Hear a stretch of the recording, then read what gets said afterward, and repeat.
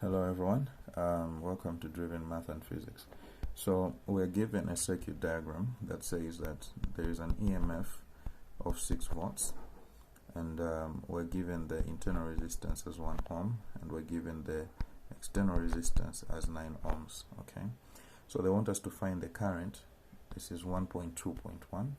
They want us to find the current through R1 when the switch is closed.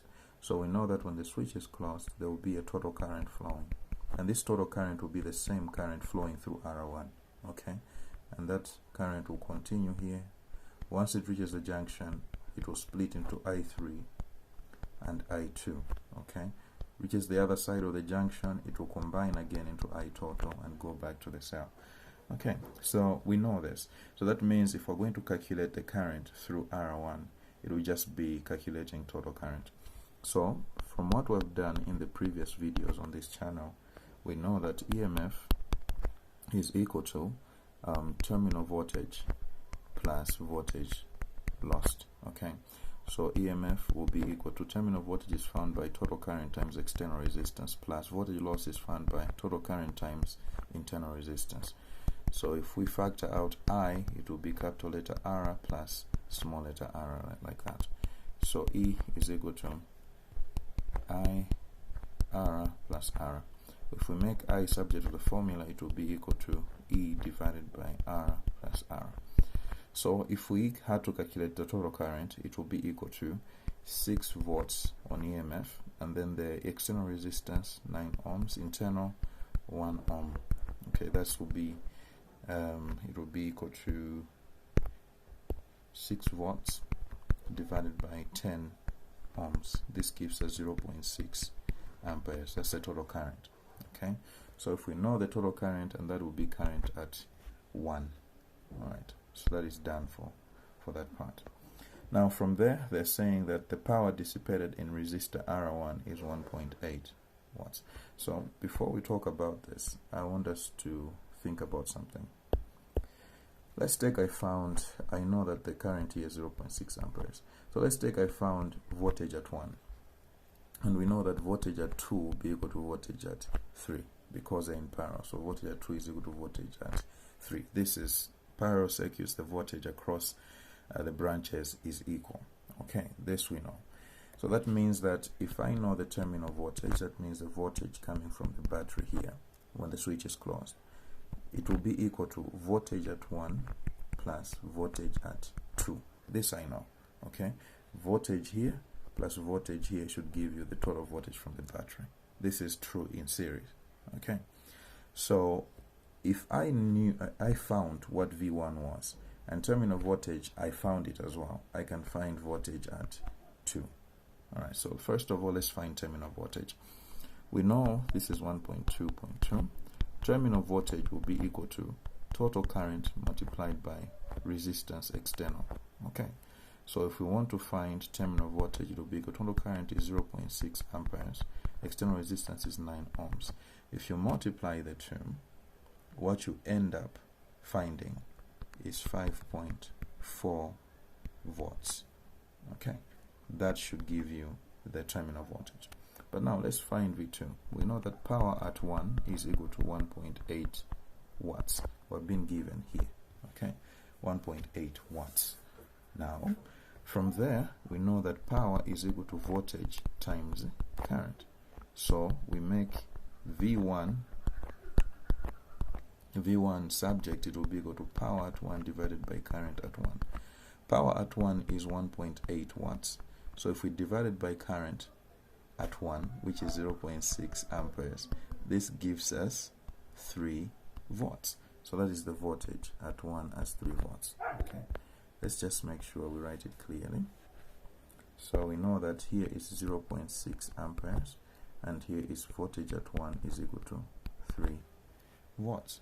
So voltage at 2 will be equal to terminal voltage minus voltage at 1. That gives us 5.4 volts minus 3 volts. That gives us 2.4 volts. This we know that is voltage at 2. So if we know voltage at 2 as 2.4, we still can't find R2. Okay, we still can't find R2 until we know the current. So how do we find the current? We know the total current at 1, but now let's find the current at 2. Now remember, we said that they gave us here a relationship here. They said that R3 is equal to 4 times R2. Okay, so if we substitute, I want this to be very clear. Okay, so I want you to pay very good attention. Let's substitute according to Ohm's law. Where there's R3, we substitute the formula. Okay, so R3 will be equal to, remember, voltage at 2 is equal to voltage at 3. Remember this. Okay, so it will be V3 divided by I3 equals 4 times, where there's R2, remember voltage is the same, so we just write V3 again, and then the current is I2. Okay, remember why we're using V3. It's because the voltage across the power network is the same. Now if we manipulate everything, it will be V3 divided by I3 equals 4 times V3 over I2. So from there it becomes, we cross multiply, it will become V3, no, what am I writing? Okay, so it will be V3 times I2 equals 4 times V3 times I3. Alright, so let's create space on top here. Let's create space. Alright, okay, so it will become, so from there we know that V3 is the same as V3 here, so it means it will be I2 is equal to 4 times I3. Alright, that's what we know as a relationship. So on R3 we know that the current is I3. On R2 the current is I2, which is simply 4I3. Remember, if this current is coming from the splitting of total current, once it comes back here it will combine again and form I total or I1. So that tells us that I2 plus I3 should give us I total or I1. Okay, but we know that I2 is 4 I3 plus I3 should give us 0.6 amperes, which is the total current. Okay, so that means 5 I3 is equal to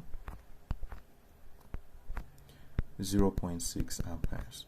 Okay, therefore I3 is equal to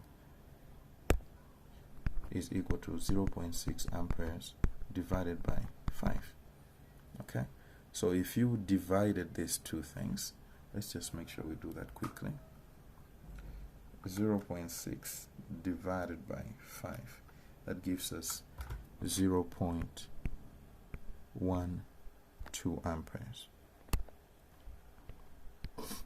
That is the current value for I3.